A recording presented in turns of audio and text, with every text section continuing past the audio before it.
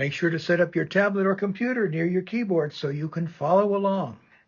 And if you haven't watched the introductory video on why you should practice scales, I encourage you to do so. In this video, we'll be playing through these harmonic minor scales: E flat, C sharp, B, and F minor. And I encourage you to go carefully, as the fingering is different for each one of these scales.